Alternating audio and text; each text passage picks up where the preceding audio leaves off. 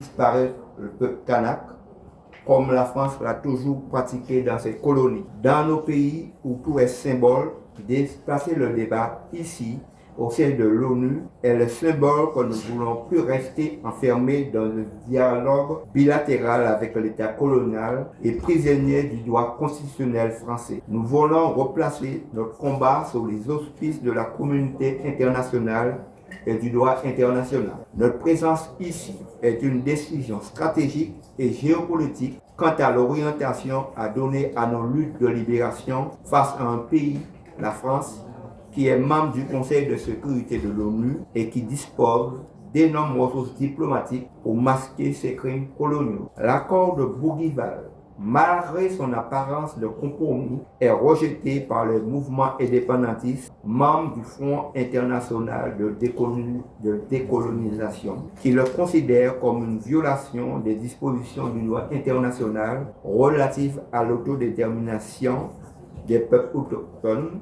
Leurs critiques se fondent sur plusieurs points clés. 1. Le droit à l'autodétermination et la question du corps électoral. La pierre angulaire de leur opposition réside dans le corps électoral. L'accord de Nouméa de 1998 avait instauré une liste électorale restreinte pour les référendums d'autodétermination, excluant les résidents récents de la métropole. L'accord de Bougival élargit significativement ce corps électoral en incluant les personnes nées à Kanaki ou y résidant depuis au moins 10 ans continu, les personnes mariées ou pacsées avec un citoyen calédonien et y résidant depuis au moins 5 ans. Pour les membres du FID, cette extension du corps électoral dénature l'esprit des accords précédents. Elle est perçue comme une stratégie démographique visant à diluer le vote kanak, le peuple autochtone, et assurer un résultat favorable au maintien dans la France. Ils soutiennent que le droit à l'autodétermination, tel que défini par la résolution 1514 de l'ONU, appartient au peuple colonisé et non à l'ensemble des résidents, y compris ceux arrivés après la colonisation. L'élargissement du corps électoral est donc considéré comme une violation flagrante de ce principe fondamental du droit international. 2. Le concept de souveraineté partagée, une illusion décoloniale. Les partis du FID rejettent également le concept d'État de la Nouvelle-Calédonie avec une nationalité française et calédonienne. Pour eux, il ne s'agit pas d'un pas vers la souveraineté, mais plutôt d'une tentative de masquer la persistance du contrôle colonial. L'accord maintient la France en charge des compétences régaliennes essentielles, la défense, la justice, la monnaie et en grande partie la sécurité. La souveraineté partagée est vue comme une asymétrie de pouvoir où la France conserve le contrôle sur les leviers stratégiques tout en déléguant des responsabilités mineures à l'État calédonien. La création d'une nationalité calédonienne est considérée comme un substitut à l'indépendance réelle. Elle permet à la France de se défaire du statut de puissance coloniale, tout en maintenant sa présence et ses intérêts géopolitiques dans la région. Pour les mouvements indépendantistes, l'accord ne répond pas à l'objectif de décolonisation complète exigé par le droit international, mais propose une solution qui perpétue une relation de subordination. La Kanaki resterait une possession française, tout en bénéficiant de quelques attributs illusoires de souveraineté. Cet examen de dépendance n'est pas acceptable. Implication géopolitique pour les autres territoires colonisés. La position du Front international de décolonisation a une portée symbolique et stratégique. Si l'accord est validé, il pourrait être présenté par la France comme un modèle de décolonisation réussi lors d'instances internationales. Cependant, le rejet de l'accord par l'UPLG et d'autres membres du FID aujourd'hui à New York vise à dénoncer ce modèle et à alerter la communauté internationale. En effet, nous craignons que cette approche soit appliquée à d'autres territoires comme la Guadeloupe. Si l'accord est accepté, il pourrait affaiblir les luttes indépendantistes dans d'autres colonies françaises en offrant une alternative qui ne mène pas à une véritable émancipation. En somme, notre intervention à l'ONU ne se contente pas de critiquer un accord local, elle s'inscrit dans un contexte géopolitique global de décolonisation, où le droit des peuples autochtones à l'autodétermination est menacé par des solutions qui maintiennent en substance le statut quo colonial sous de nouvelles formes, le maintien de l'emprise économique. La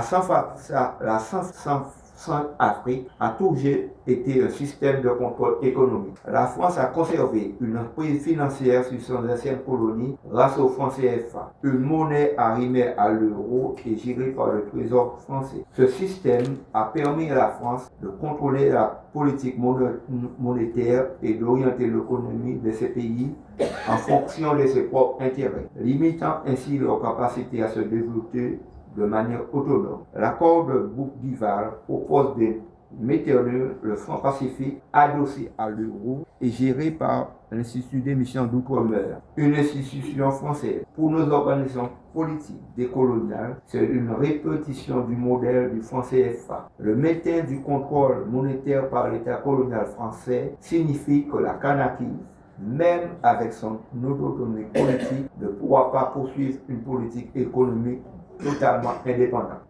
Le pacte de refondation économique est également perçu comme un outil de dépendance où la France continue de dicter les termes du développement économique en échange de son aide financière. La question des élites et de l'ingérence. Le système de la Centrafrique a également reposé sur des réseaux d'influence et l'appui des dirigeants locaux qui servaient les intérêts de Paris. L'histoire nous enseigne que la France a favorisé des élites conciliantes, tout en déstabilisant les leaders qui cherchaient une indépendance réelle comme Thomas Sankara. L'élargissement du corps électoral en Nouvelle-Calédonie-Conakry peut être vu comme une forme d'ingérence moderne, en modifiant les règles du jeu démocratique pour favoriser un résultat non indépendantiste.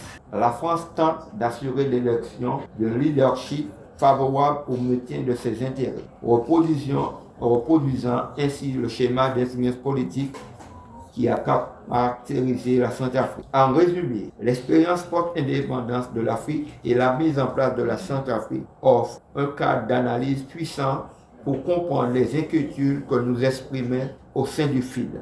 L'accord de Bougival, loin d'être un acte de décolonisation, est pour nous une continuation des pratiques néocoloniales où l'indépendance politique est vidée de sa substance par le maintien du contrôle économique, militaire et politique. Mesdames, Messieurs, chers camarades, en conclusion de mon intervention, je réaffirme au nom de l'UPLG que l'accord de Bougival, loin de représenter l'aboutissement du processus de décolonisation, est perçu par le FID comme une continuation de la France-Afrique, mais sous une forme néocoloniale. Le texte qui nous est présenté n'est pas un pas vers l'autodétermination, mais une ruse politique et juridique. L'élargissement du corps électoral est une manipulation démographique visant à neutraliser la voix du peuple kanak, violant ainsi les principes fondamentaux du droit international et de la résolution 1514 de l'ONU. Une indépendance dépourvue de substance. Le concept de souveraineté partagée est une illusion. Il mettait la France en charge des leviers stratégiques comme la défense et la monnaie. La création d'une nationalité canadienne est une leurre, un faux semblant d'émancipation qui masque la persistance du contrôle colonial. Ce schéma où l'indépendance politique est vidée de sa substance par le maintien d'une emprise économique, militaire et politique reproduit les pratiques que nous avons vues à l'œuvre en Afrique avec le système du franc CFA. Nous refusons que la Conakry devienne un exemple de cette pseudo-décolonisation. Notre présence ici à l'ONU est un acte de rupture. Nous ne laisserons pas enfermer dans un dialogue mortifère avec la France qui nous maintient sous l'emprise du droit constitutionnel français. Nous replaçons notre combat sous la juridiction de la communauté internationale et du droit international. Nous sommes ici pour alerter les Nations Unies et les peuples du monde entier que ce modèle pourrait être appliqué à d'autres territoires sous l'administration française, y compris la Guadeloupe. Nous appelons la communauté internationale à reconnaître et à soutenir le droit du peuple kanak à une dépendance pleine et entière, sans compromis. L'avenir de la Conakry est intrinsèquement lié à l'avenir de toutes les luttes pour la décolonisation. Nous ne demandons pas moins que la souveraineté complète. Le peuple kanak a le droit de choisir son propre destin sans ingérence ni manipulation. Vive la Kanaki libre, vive la plus de tous les peuples sous domination coloniale. Je vous remercie de votre attention.